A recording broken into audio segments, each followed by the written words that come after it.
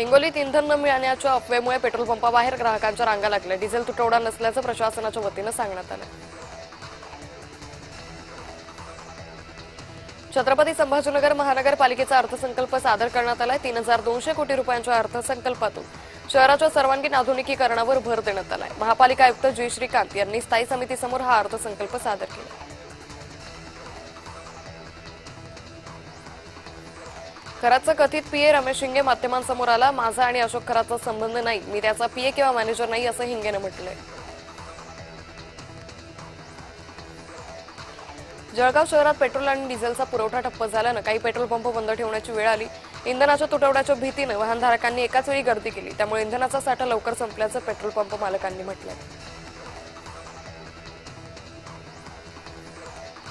पालघर जिल्ह्यातील लालोंडे ग्रामपंचायत हद्दीतील सूर्या नदीत आंघोळीसाठी गेलेल्या एकाचा बुडून मृत्यू झालाय। स्थानिक मदतीनं 24 तासांनंतर मृतदेह बाहेर काढण्यात यश आलं।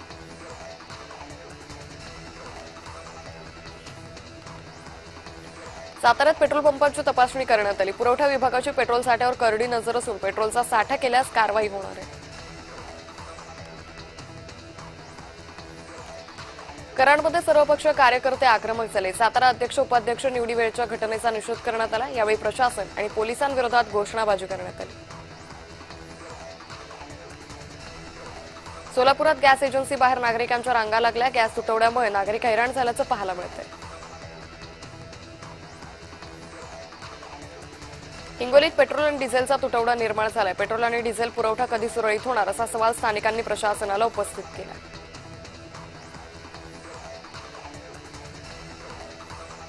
अकोला जिल्ह्यातील भंडारज येथील शेतकऱ्यानं 6 एकरातील पेरूची बाग जेसीबीच्या साहाय्यानं उद्ध्वस्त केली। सातत्यानं पेरूला न मिळणारा भाव आणि उपलब्ध नसलेली बाजारपेठ यामुळे शेतकऱ्यांनी हे टोकाचं पाऊल उचललं।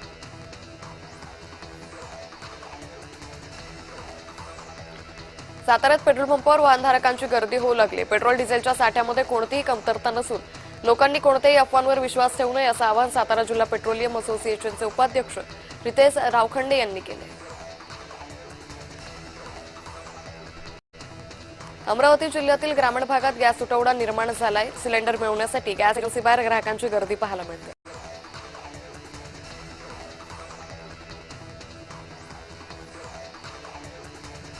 वर्धा जिल्ह्यात गेल्या 2 दिवसांपासून गॅस सिलेंडरचा तुटवडा निर्माण झालाय। गोडाऊन बाहेर ग्राहकांनी सिलेंडर मिळवण्यासाठी रांगा लावल्यात।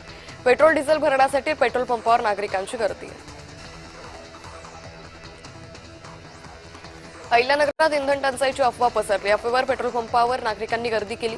कुठलाही तुटवडा नसल्याचा पंप व्यवस्थापकांनी खुलासा केला आहे। अशोक खरात विरोधात कठोर कारवाई करावी यासाठी अंधश्रद्धा निर्मूलन समितीच्या वतीनं निदर्शनं करण्यात आली। रायगडमध्ये जिल्हाधिकारी कार्यालयासमोर अंधश्रद्धा निर्मूलन समितीचे राज्य समन्वयक नितीन राऊत यांच्या नेतृत्वाखाली हे आंदोलन करण्यात आले। जालन्यात बारदाना उपलब्ध नसल्यानं नाफेड खरेदी बंद झाली आहे। जिल्हाभरात तूर, हरभरा आणि मक्याची खरेदी ठप्प झाली आहे। यंत्रणेच्या ढिसाळ कारभाराचा व्यापाऱ्यांना फायदा होतो।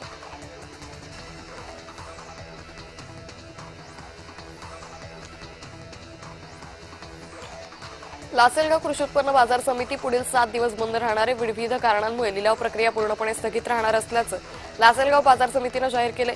सलग सुट्ट्यांमुळे कांदा उत्पादक चिंतेत सापडले।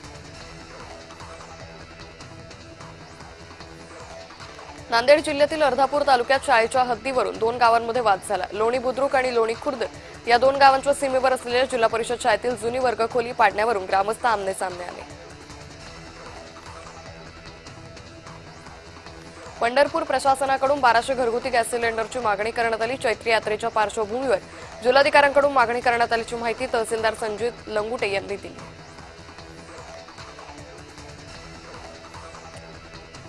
हिंगोलीत टपाल कार्यालय बॉम्बनं उडवण्याची धमकी आल्याची धक्कादायक बाब उघड झाली आहे। टपाल कार्यालयात बॉम्बशोधक पथकानं तपासणीही केली। दहशतवाद विरोधी पथक, श्वान पथक, बॉम्बशोधक नाशक पथकही घटनास्थळी तातडीनं दाखल झाले। नाशिकच्या आदिवासी आयुक्तालयाबाहेर आदिवासी विद्यार्थ्यांनी ठिय्या दिलाय। पंडित दीनदयाळ योजनेतील लाभार्थ्यांना सरसकट लाभ मिळावा यासाठी ठिय्या आंदोलन करण्यात आले।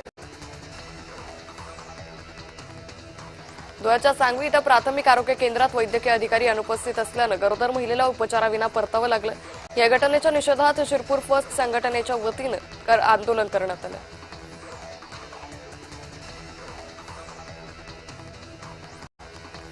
पंढरपूर शहरात मांस मटण विक्रीला मनाई करण्यात आली आहे. चैत्र यात्रेच्या पार्श्वभूमीवर शहरात मटण मांस विक्री तसंच मांसजन्य पदार्थ विक्री करण्यावरही बंदी घालण्यात आली. 28 ते 30 मार्च या कालावधीत ही बंदी असेल.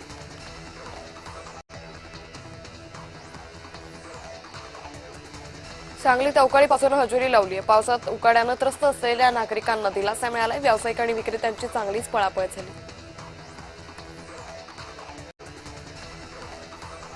वाढत्या वीज मागणीच्या पार्श्वभूमीवर कोयना जलविद्युत प्रकल्पातून पूर्ण क्षमतेनं वीज निर्मिती केली जाते.